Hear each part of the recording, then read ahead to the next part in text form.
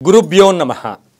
ನಮ್ಮ ಅನೇಕ ಯಜ್ಞ ಹೋಮ ಹವನಗಳಲ್ಲಿ ಅನ್ನಯಜ್ಞ ಅಂತ ಕರಿತೀವಿ. ಅನ್ನಾತ್ ಭವಂತಿ ಭೂತಾನಿ ಪರ್ಜನ್ಯಾತ್ ಅನ್ನ ಸಂಭವ, ಯಜ್ಞಾತ್ ಭವಂತಿ ಪರ್ಜನ್ಯೋ ಯಜ್ಞ ಕರ್ಮ ಸಮುದ್ಭವ ಅಂತ ಭಗವದ್ಗೀತೆಯಲ್ಲಿ ಅನ್ನದ ಬಗ್ಗೆ ಬಹಳ ವಿಶೇಷವಾಗಿ ಹೇಳಿದ್ದಾರೆ. ಅನ್ನಪೂರ್ಣೆ ಸದಾಪೂರ್ಣೆ ಅಂತ ಕರಿತೀವಿ. ಅನ್ನ ಅಂತಕ್ಕಂಥದ್ದು ಜೀವರಕ್ಷಕ, ಪ್ರಾಣರಕ್ಷಕ.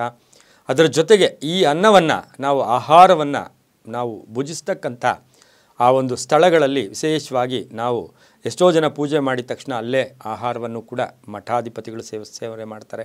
ಅದು ಕೂಡ ಒಳ್ಳೆ ಬ್ರಾಹ್ಮಿ ಮುಹೂರ್ತದಲ್ಲೂ ಕೂಡ ಅವರು ಸೇವನೆ ಮಾಡ್ತಾರೆ. ಅದ್ರ ಜೊತೆಗೆ ನಾವು ಸಂಸಾರಿಗಳಾಗಿರ್ತಕ್ಕಂಥವರು ಜೀವನ ಶೈಲಿಯನ್ನು ನಮ್ಮ ಒಂದು ವ್ಯಾಪಾರಸ್ಥರಾಗಿರ್ಬೋದು, ರೈತರಾಗಿರ್ಬೋದು, ಯಾರೇ ಆಗಲಿ ಮಾಡ್ತಕ್ಕಂಥದ್ದು ಅದಕ್ಕೆ ಆ ಅನ್ನಕ್ಕೆ ನಾವು ಎಷ್ಟು ಗೌರವ ಕೊಡ್ತೀವಿ, ಎಷ್ಟು ಭಕ್ತಿ ಸಮರ್ಪಣೆ ಮಾಡ್ತೀವಿ, ನಮ್ಮ ದೇಹ ಕೂಡ ಅಷ್ಟು ಚೆನ್ನಾಗಿರುತ್ತೆ. ಆದರೆ ಒಂದಂತೂ ಮಾಡಬಾರ್ದು. ಆ ಮಾಡದೇ ಇರತಕ್ಕಂಥದ್ದು ಯಾವುದು ಅಂದರೆ ನಾವು ಆಹಾರವನ್ನು ಹಾಸಿಗೆಯ ಮೇಲೆ ಕುಳಿತು ಆಹಾರವನ್ನು ಸೇವನೆ ಮಾಡ್ತಕ್ಕಂಥದ್ದು, ನೀರನ್ನು ಸೇವನೆ ಮಾಡ್ತಕ್ಕಂಥದ್ದು, ಏನಾದರೂ ಹಣ್ಣು ಹಂಪಲು ತಿಂತಕ್ಕಂಥದ್ದು.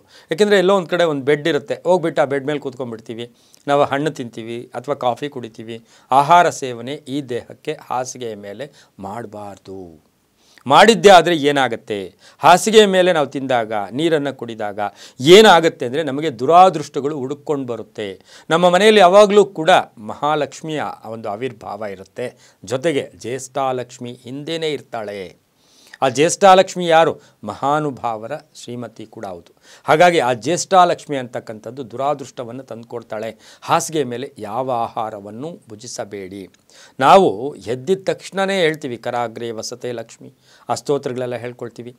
ಹಾಗೆಯೇ ಏನು ವಿಶೇಷವಾಗಿ ಆ ತಾಯಿನ ಪ್ರಾರ್ಥನೆ ಮಾಡಿಕೊಂಡು ನಾವು ಹಾಸಿಗೆಯಿಂದ ಬಂದು ಮತ್ತೆ ಹಾಸಿಗೆ ಮೇಲೆ ಕುಳಿತುಕೊಂಡು ಊಟ ಮಾಡೋದು. ಕೆಲವು ಹುಡುಗರಾಗ್ಬೋದು, ವಿದ್ಯಾರ್ಥಿಗಳಾಗ್ಬೋದು, ವಿದ್ಯಾರ್ಥಿಗಳಿಗೆ ವಿದ್ಯೆ ಜ್ಞಾಪಕ ಶಕ್ತಿ ಕಡಿಮೆ ಆಗುತ್ತೆ. ನಮಗೆ ವ್ಯಾಪಾರಸ್ಥರಿಗೆ ಏನಾಗುತ್ತೆ, ವ್ಯಾಪಾರ ಕಡಿಮೆ ಆಗುತ್ತೆ. ಹಾಸಿಗೆ ಮೇಲೆ ಆಹಾರ ಸೇವನೆ ಮಾಡಿದ್ರೆ ಕಷ್ಟಗಳು ಸಿಗುತ್ತೆ.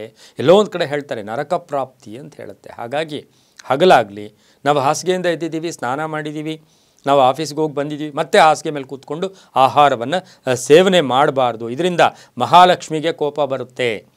ಜೊತೆಗೆ ನಮ್ಮ ಇರ್ತಕ್ಕಂಥ ಸಂಪೂರ್ಣ ನವಗ್ರಹಗಳು ಕೂಡ ಅಲ್ಲಿ ವಿಚಿತ್ರವಾಗಿ ವರ್ತನೆ ಮಾಡ್ತವೆ, ವಿರೋಧವಾಗಿ ಕೂಡ ಆಗ್ತವೆ. ಹಾಗಾಗಿ ಎಲ್ಲರ ಆ ಕೃಪೆಗೂ ಕೂಡ ಪಾತ್ರರಾಗಬೇಕು ಅಂದರೆ ನಾವು ಹಾಸಿಗೆ ಮೇಲೆ ಆಹಾರವನ್ನು ಸೇವನೆ ಮಾಡಬಾರ್ದು. ಅದರಿಂದ ತುಂಬಾ ತೊಂದರೆ ಆಗುತ್ತೆ, ಋಣಾತ್ಮಕ ಶಕ್ತಿಗಳು ಆವರಿಸ್ಕೊಳ್ತವೆ.